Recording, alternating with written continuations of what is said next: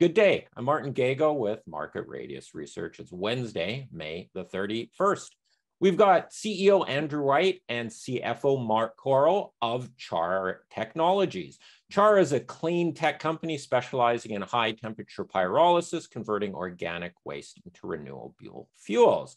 Andrew and Mark are here to refresh us on what the company is up to and bring us up to date on their numerous projects and initiatives. But please remember, this is neither recommendation nor investment advice. We're here to learn about the company. Gentlemen, great to have you back. It's been a little while.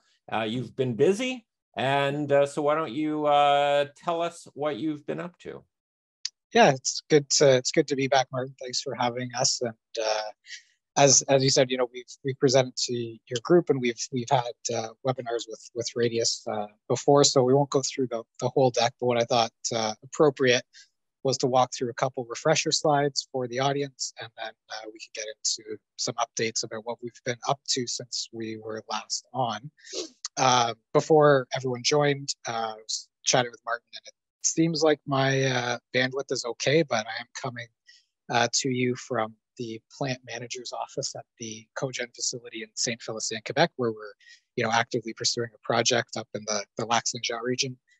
So hopefully the bandwidth is still good, even though I'm coming from all the way up here in northern Quebec. So as a quick refresher on the technology, and then I'll kind of go into the markets and the projects. High temperature pyrolysis is the center of the screen here, this closed loop system. And the way it works is we take residual biomass material. So in this case on the slide, what we're showing is the feedstock for our Southern Ontario plant in Thorold. Things like unusable wood pallets, clean C&D, construction demolition waste. Non-merchantable wood is things like logs that have knots in them or bends in them. They're too small. Treetops, sawdust chips, that type of material that has little economic value. Andrew, sorry to interrupt so soon into that. In BC, we've had the pine forest beetle that's decimated stuff. Are you able to take sort of diseased woods and create economic value out of things like that? Yeah, I mean, absolutely. For us, the pine beetle may have, eaten a bunch of the biomass, but the parts that are left still have cellulose, hemicellulose, fixed carbon, volatile matter, all the things we look for. The thing to always keep in mind is even if it's, a diseased dead tree, in that context, we're not getting it for free because someone still has to go into the forest and cut it down and move it and ship it. But that's actually why there's a prevalence of pellet mills in British Columbia, because there was this abundance of biomass for that type of application. So, absolutely. And so that is absolutely one of the feedstocks. We approach the technology in the market from a modular perspective. So what we're showing here is the inputs and outputs of one module. So one module processes 38,000 tons a year of biomass. And for us, modularity is important for a couple of reasons, and I'll kind of come back to it a couple times in the overview here. But really, modularity matches the availability of biomass. So there's an abundance of residual biomass out there, but it's distributed. And in a biomass type project, you can start to get reverse economies of scale if you have too centralized a facility where you're reaching too far away. The logistics start to get really expensive. The ability to secure feedstock becomes more challenging because you need absolutely everything within this kind of wood basket area. So modularity really matches the size of the input material we use. It's also important from a fabrication time to market perspective. So all of our modules are factory built. So they get built in a factory, they just get delivered and assembled on site. So we're not building a plant, we're assembling a plant. And that may seem like a nuance, but it's crucial for keeping timelines tight, keeping budgets tight, because we're not constructing equipment out in the field. Andrew, and when it's essentially what you're referring to is the reason you have a distributed system is because transportation costs. Biomass is big and heavy, and it costs a lot to truck it around the country. Correct. Exactly. Yeah. Exactly. Is there generally a rule of thumb of what kind of radius a biomass facility can take? Is it like a 2-3 hour kind of drive? Is that Yeah, I like bit of a rule of thumb. My favorite is 150 kilometers or less. 300-kilometer radius is still reasonable, but you start stretching out beyond that, the logistics costs really start to go up. And then, like I was saying earlier, availability and security of biomass. If you have to go that far to get it, what happens if that one source disappears? Then your whole plant, suffers. If you're gathering from a shorter distance, you have options if there's any fluctuations in the feedstock market. So it's always important to keep in mind, how do we ensure we have the availability, readily available biomass to run the facility? And really that you as long as there's someone to buy what you're producing, but you just want to put it as close to the sort of the supplier as possible. And that's the key element, right? Exactly. And if we think about it from a solids perspective, so, inputs, this woody biomass, we run it, high temperature pyrolysis, it means basically without oxygen, 850, 900 degrees Celsius, which basically just cracks the biomass apart into a fixed carbon and a gas. The gas goes off as renewable natural gas, and the carbon goes off as a biocarbon. And our focus is on producing BioCoal, which is a fossil coal replacement for steelmaking. So to your question about logistics, our carbon yield is about 20% of the incoming material. So on moving solids around, it becomes a lot easier to concentrate the carbon, ship that out. The gas, obviously we want to be close to a gas pipeline, but fortunately those do tend to extend into the forestry areas. So when we look at our modules again, one module produces enough gas to feed it, thousands of homes for their typical gas heating needs. And on the carbon side, we can look at one module replacing sort of on the order of 10 to 15% of a typical steel mill's biocoal usage, provided they're using a certain technology type. So that's sort of the technology in a nutshell. In December, we were able to announce, just over $12 million in funding from both the provincial government and the federal government, provincial in Ontario, of course. So this is the Minister of Finance, Minister of Forestry, Graydon Smith, at our site in Thorold announcing it. And to sort of rationalize the numbers on the last slide to this slide, what we're doing in this slide is we're installing 2 modules. So basically all the numbers I just showed on the previous slide are basically doubled here. To give you a sense, from a revenue perspective, that means about $20 million a year in project revenue.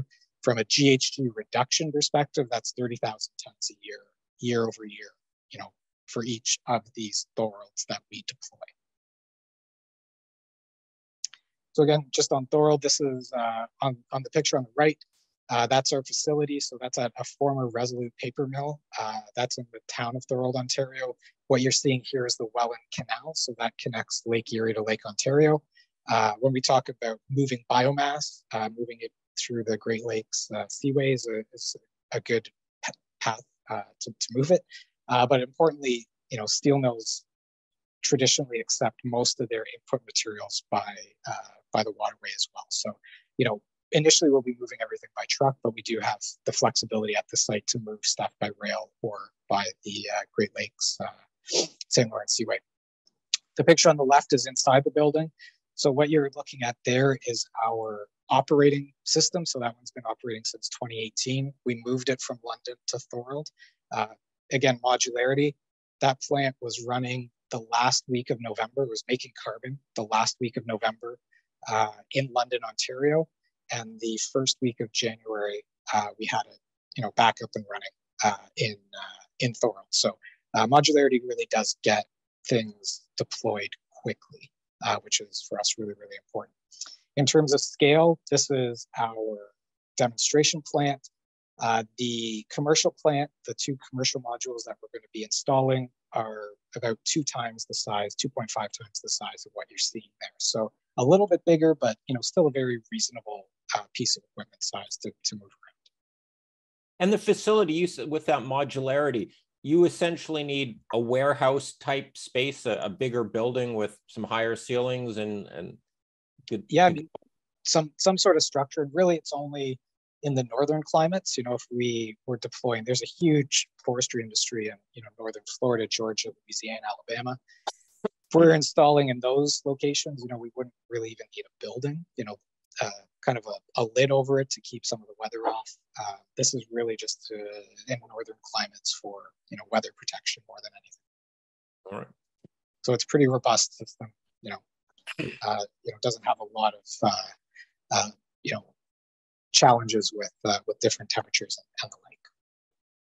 So as a reminder, we always produce gas and carbon. So gas is in the renewable natural gas space, which we can certainly talk about more for the viewers here.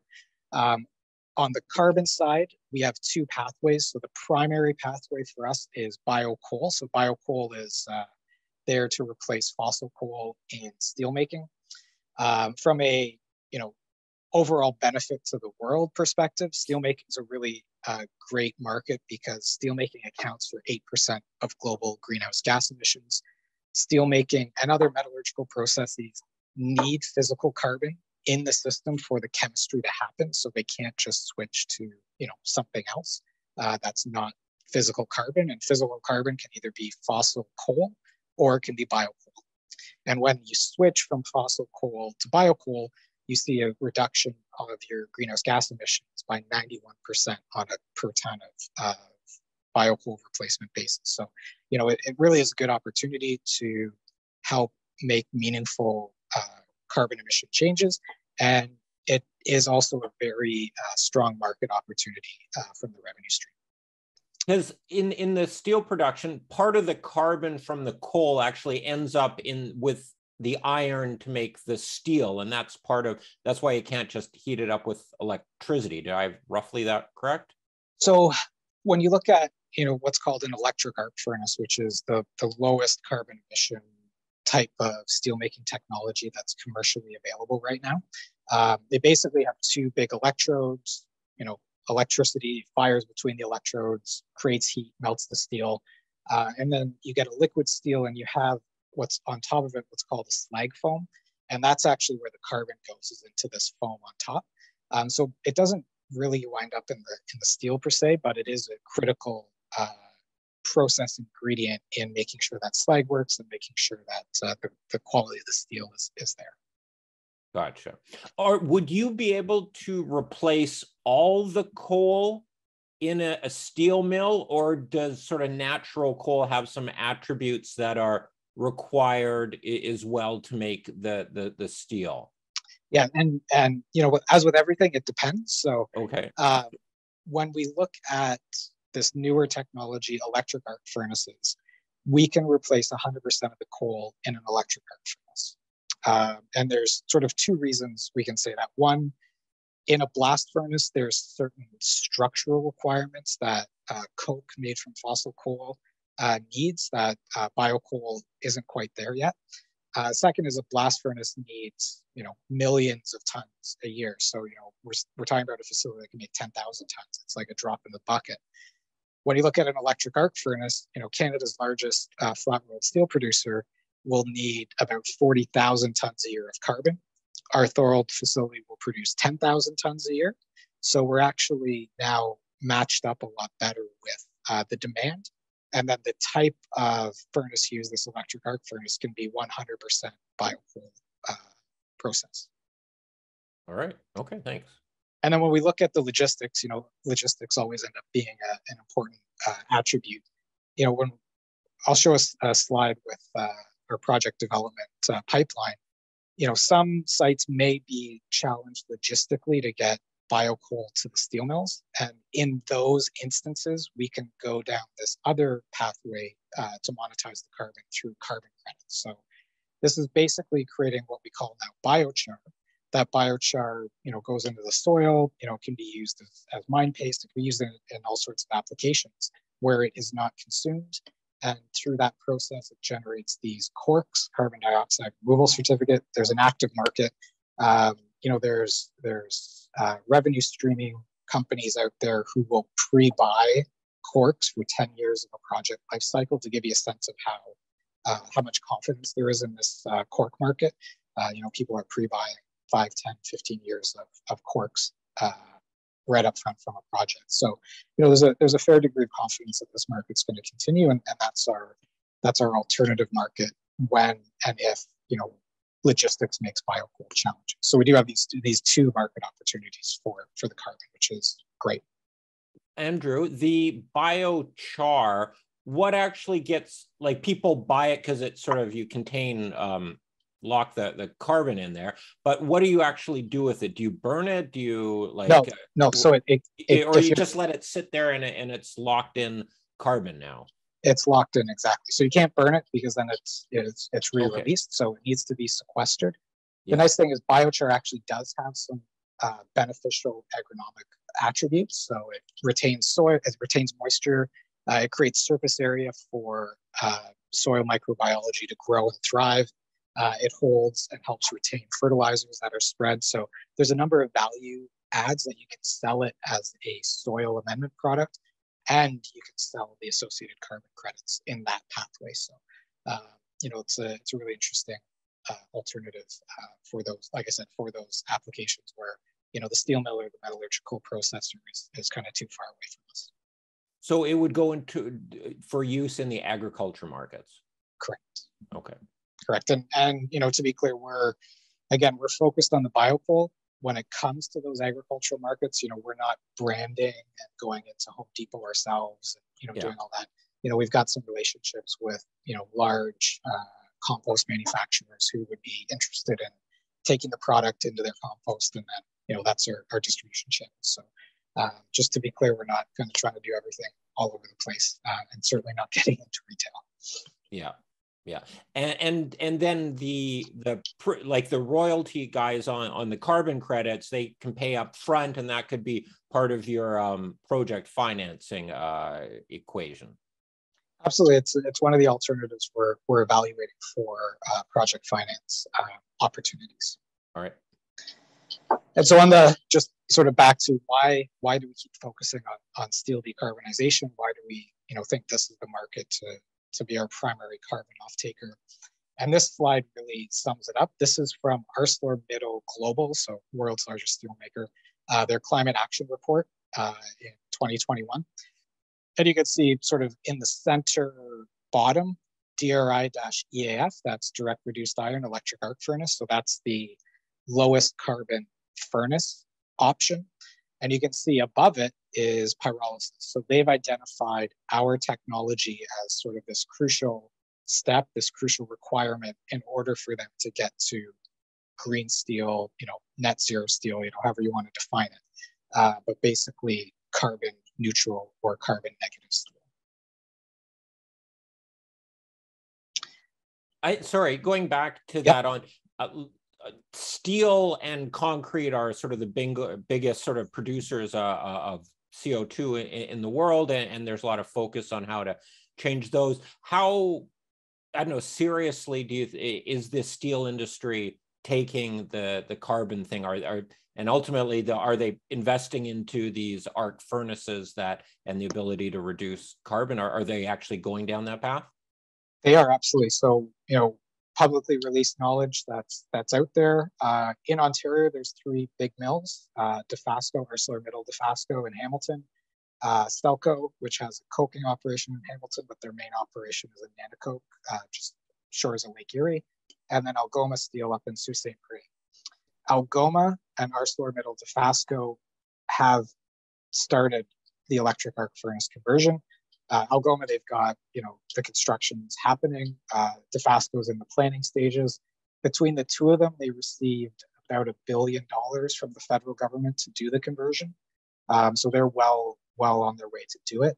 And really the driver on the Canadian side in Ontario is carbon pricing. So, they know there's a price on CO2. So that's item 1. Item 2 is green steel procurement. So, there's going to be more and more demand for low carbon intensity steel. I mean, if you think about, your electric vehicle, okay, I'm driving an EV because I care about the environment, and it's, made with blast furnace steel that, emitted a whole bunch of CO2. I see within government procurement that there's going to start to be carbon intensity factors around steel, especially when we look at, the IRA in the US and the Canadians' response to that. As we build big bioenergy facilities of any kind, the embodied carbon in steel is going to start to become more and more of a concern. And then we look at the Quebec market in particular, and again, this has all been publicly released. ArcelorMittal Mining Canada, which makes iron pellets, consumes 250,000 tons a year of fossil carbon. The Quebec government has said by 2028, can't do that anymore. And the CEO of ArcelorMittal has committed to changing by 2028 to biochar. So again, when we look at market sizing, capacity, and what's happening and what's already in the works, our Thorold project is 10,000 tons a year of carbon. We've got, a potential user who needs 250,000 tons a year. So the demand is there, the move is there. It's up to producers like ourselves to really catch up to the demand, both on the biocarbon side and on the RNG side. The renewable natural gas demand is significant.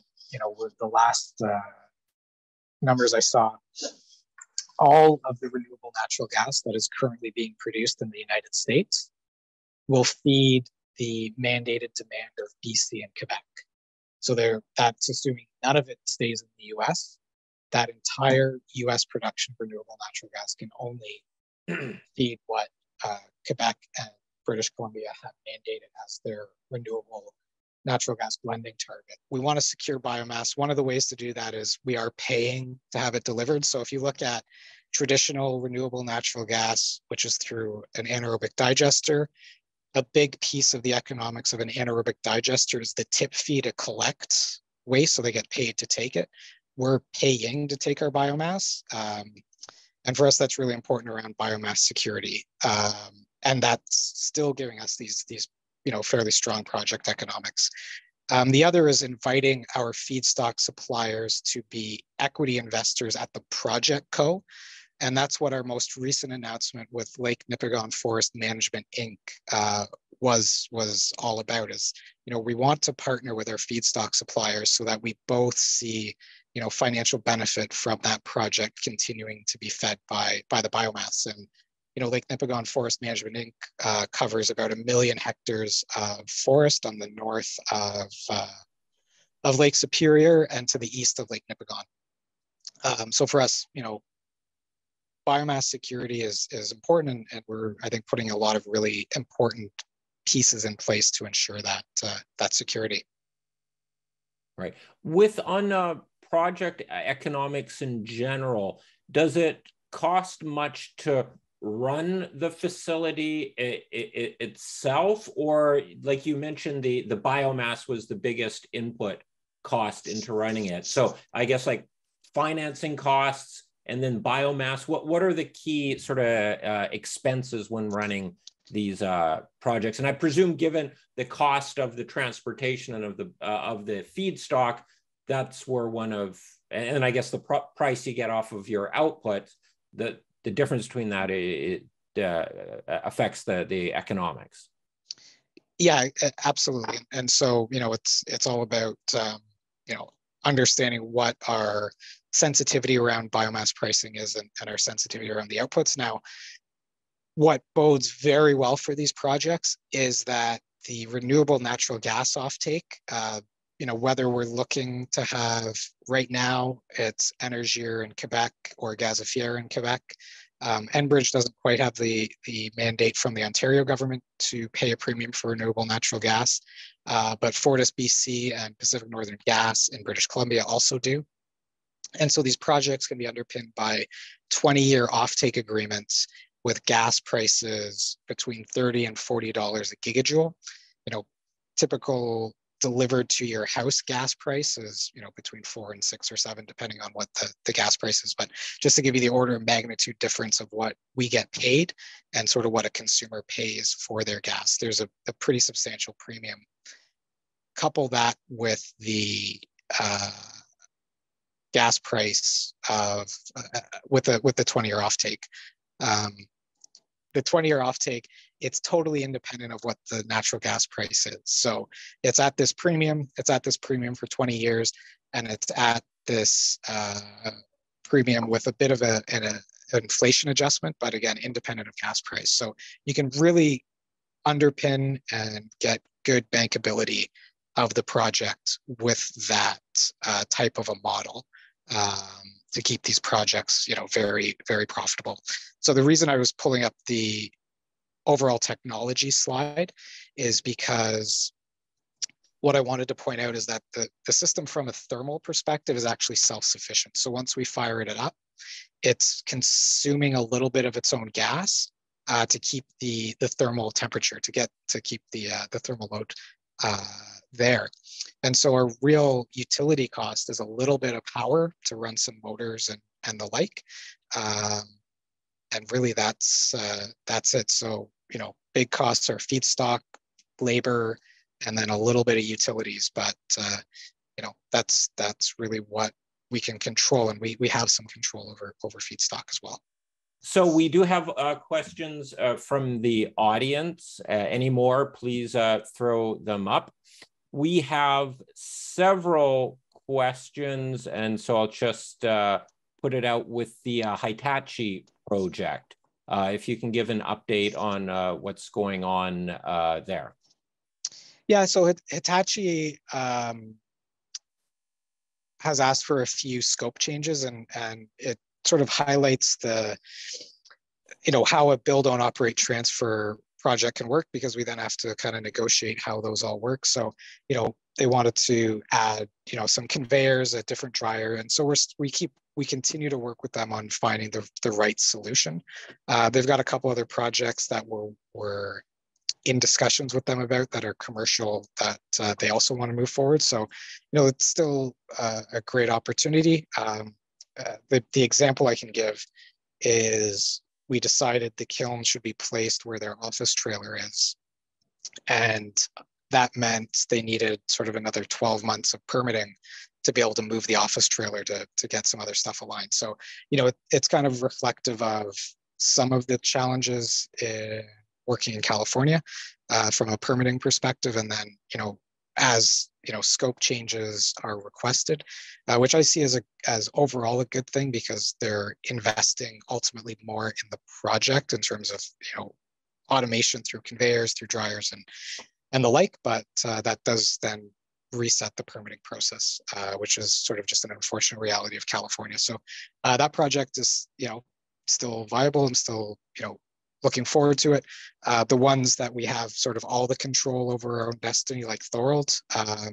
Thorold, we're ordering equipment that's going to start to be delivered in the fall, and we're still looking to have the carbon production commission and operating towards the end of the winter, into sort of January 24. Okay, so less than 10 months, less than a year from now. Yeah, All and right. that one, again, the benefit there, of course, is that we have all the environmental permits in place through the Ontario government, Ontario Ministry of the Environment. So that's usually the longer lead item, and that's ready to go. So as long as our suppliers meet their commitments, we'll be up and running, which is really exciting. Okay, excellent. And a question now on the, excuse me for my bad pronunciation, the Nipigon project. Yeah. So we were, up there. We now have the LOI in place, or sorry, I guess that's an MOU. I do sometimes use those interchangeably. The MOU in place with Lake Nipigon Forest Management, which is essentially their supply of biomass commitment. So we're finalizing site selection with them. Once the site selection is done, we can start moving forward with the engineering design and the permitting processes. All right. And there's some questions here for that project on the funding for that. And this goes sort of, each project has its own funding process and cycle with it. Any thoughts on the structure and how that's progressing? Yeah, I mean, I think we're in a really favorable position in terms of funding. The key is, we're not reliant on government funding. If you go forward a slide, the economics that we're showing on a project basis doesn't include government grants, doesn't include, that type of funding. But from a federal perspective, there's a lot of funding available. A little bit of that is because the Canadian government is now chasing the US on the Inflation Reduction Act and all the PTCs and ITCs that go along with that.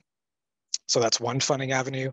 The steel makers were funded through the Strategic Innovation Fund, which is looking for big, deep decarbonization projects, which we do fit into. The province of Ontario just launched a forestry innovation and job creation fund. I think it was announced, if it wasn't the beginning of this week, it was late last week. So the government funding to support the projects is there. And that's, again, not something that's reliant on, but, we'd be foolish not to capitalize on the opportunity. And certainly for the first projects, it's really important to get the project deployed so that more traditional project debt can come into projects 2, 3, 4, and so on. So the fact that our plants are modular for us really means as Thorold's deployed, we can start to get into that more traditional debt and more traditional project debt ratio, and sort of that 70+% debt to equity, coupled with some of these other funding and financing programs. So upon the completion of the operation and successful operation of Thorold, does that essentially de-risk it, so to speak, so that funders now say, hey, this works, we're more comfortable to going to traditional economics, as this is a bit of a first of a kind, or is it, that there is a little more hesitancy from project funders on this? Yeah, I mean, that's basically it. I mean, the Thorold project, from a pure technology risk, is pretty low risk. That's why we've been able to attract, the other types of funding for the project that we have. Where the risk sits is in integration, in that, we haven't seen a commercial high temperature pyrolysis unit, which, we've run, we know what it produces, a commercial methanation unit, which is out there and deployed and, relatively off the shelf, and a commercial upgrader, which gets the gas to natural gas quality. So those three haven't been integrated together. And so even though the individual technology risk is low, from a project debt, bank debt, type of risk profile, they need to see an operating plant. It doesn't matter how sort of de-risked the technology components are. And so that's really what Thorold will do. That'll be the final piece to show the integration risk is minimal, and then we can move forward. So we are already engaged in, a lot of those more traditional funders processes, so that as soon as we can do the site tours of Thorold, we're ready to go. Gotcha. All right. There is a question here on the claims of GHG reductions on BioCoal. Does that go through like an ESG moderating body or that type of thing that you get sort of a stamp of approval? Like, there's a lot of greenwashing out there. How do you get the and carbon credits, or they're public, they're privately traded ones, and so forth? How is that sort of accreditation process done? Yeah, so there's kind of two questions there. So one on just the GHG benefits of the project and how does that get attributed and calculated. And there's a program called GH Genius, which is endorsed by Environment and Climate Change Canada. It's basically a model. And for a lot of the funding applications we've made, we not only have to sort of build out the GH Genius model, we have to get a third-party reviewer to review it, make suggestions, sign off on it, that they agree with the model. So for all of our projects, we've got not only the GH Genius model done, we've also got that third-party reviewer who signed off on it and says, yes, I've reviewed it, I agree with all the components of the model, and I agree with the output. So that's on the, we're seeing 30,000 tons a year of GHG reductions from the project. That's how we get to that number, and that's how we can be confident around that number, is because of the rigor of the model and the rigor of the review process. On the carbon credits specifically, there's a couple of marketplaces, but the one that I think has the most traction is called Puro Earth. Pure Earth has been invested in by NASDAQ, and the way that model works and really how Puro makes their money is they take a little piece of the credit and they do audits. So they audit not only the process and review your process, they audit the life cycle. So where's the biomass coming from? How far are you shipping it? And what are the emissions associated with shipping it? Where's its end of life? And how are you proving that that solid carbon is actually going where you say it's going? And because of, I think that rigor is why, you know, entities like NASDAQ have invested in Puro, because they see the opportunity. And Puro is the marketplace that, you know, Microsoft, Shopify, and others buy credits that they can apply against their ESG targets. Gotcha. You recently put out a news release working with Synagro and removing PFAS from your biochar and biocoal, I believe, or your biosolids. There's PFAS, the forever chemicals, is getting a lot more news. Rightfully, it's a horrible thing stuck in our environment. Could you just discuss, I don't have a specific question, but maybe just discuss that opportunity and what that means? Absolutely. So, you know, all I've presented today is our build, own, operate opportunities where we're part of the ownership structure of the project. You know, we're getting recurring revenues from the outputs, from the RNG, from the BioCoal, as we start to make green hydrogen, all of those things. For us, that's really important for the longevity and growth opportunity, and sort of why we think Char is so well positioned for, you know, a real acceleration in growth because of this, you know, building sustainable recurring revenues. Our project team, what their core competency in is designing the high temperature pyrolysis process. So whether we put in woody biomass to create RNG, okay, we want to own that project, but our team also has the expertise to look at processing biosolids. So we have worked a lot with the large industrial or large commercial biosolids producers, processors, the likes of Synagro, you know, the large engineering firms. The ones that we've publicly presented with are Jacobs Water, which is one of the largest wastewater consultancies out there, showing that high temperature pyrolysis destroys PFAS. And so for us, you know, the Synagro project is an evolution where, you know, we started working with them at lab scale pyrolysis to show PFAS destruction. And then demonstration scale, we ran it through our demo plant. We showed PFAS destruction. And so now we're building them a system for one of their sites to continue that development. And then as we move forward, you know, we see them as a great partner to be a recurring customer for these high temperature pyrolysis projects. And, you know, a couple of key data points about, you know, Synagro, you know, they were acquired a little over a year ago by Goldman.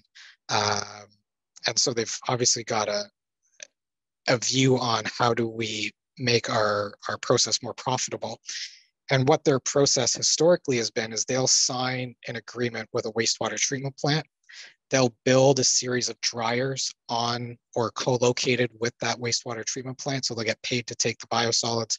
They'll put it through the dryers. They'll make a dried product that they can sell as a fertilizer.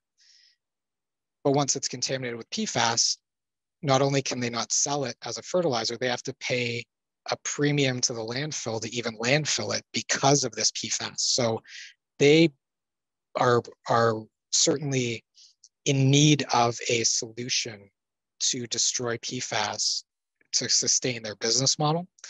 And we've demonstrated with them the ability to destroy PFAS and help support their business model. So, you know, we're really excited as the development of our relationship with them continues to grow, and as we deploy this system with them, and really what the future holds in PFAS destruction, because there's not a lot of options besides, you know, high temperature pyrolysis to really destroy it out of the solid fraction.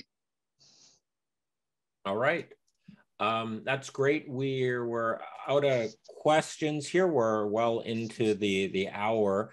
I think we've hit all the high notes and the major issues. As we wrap it up here, is there anything you want to highlight and conclusion? And then as well, let's say over the back half of this year, what sorts of news updates or news flow should investors expect to hear? Yeah, I mean, I think now more than ever, we're really positioned at our really exciting, I think, inflection point. You know, a lot of the woody biomass to biocoal. I mean, we've been working with the steel industry since 2017 on that, and you know, we're now moving that forward to commercial. The gas offtake, both of those are in huge demand, and in areas where the demand just keeps increasing. You know, things like PFAS, again, in parallel, you know, we've brought that opportunity in that process now to the point that it's being deployed with the largest biosolids processor in the United States. They've identified it as such a key need for their overall projects going forward. So we're in a place now where we're really getting into the execution mode. You know, over the last year, especially once we were able to announce the funding in December, that was really the point where we could shift from we're doing the development of the proof points to we're deploying projects, and we're moving into a place where we're starting to generate real revenue, which is obviously really exciting for us, for a lot of our long-term shareholders. So, you know, as we move through this year, you know, what I think we'll start to really see is the key requirements of projects, which is being able to announce more secure offtake agreements for the projects, you know, secure with the gas utilities, with the steel companies, with the nickel smelters, with, you know, all the off takers that are important to make these business models work. You know, there's a substantial amount of government funding out there to help support the deployment of these projects, and I would be surprised if we weren't able to secure a bit more of that going forward, based on our positioning and kind of our position now as experts and leaders in the space, you know, both commercially and from the government's perspective. And so it's really all about Korol being deployed and providing updates as we deploy that, offtakes from our other projects in development, and project financing. And, you know, when we look at sort of one of our last calls, you know, you always ask kind of the same question. We said, you know, what are you going to see? And we said, you know, this is what we're going to do. And, you know, I think if we replay that last webinar, we were talking about, you know, potentially a PFAS deployment, which we hit, some government funding, and development in Korol, which we hit. So, you know, we are continuing to execute on really what we're talking about doing, and you know, the opportunities are just kind of exploding in front of us. So it's a really exciting time at Char. All right, excellent. Thanks a lot, guys. That was a great update. Congratulations on achieving all you've done here. Looking forward to getting news as we move forward, and have a great day. Talk to you again soon. Awesome. Appreciate it. Thank you. Cheers.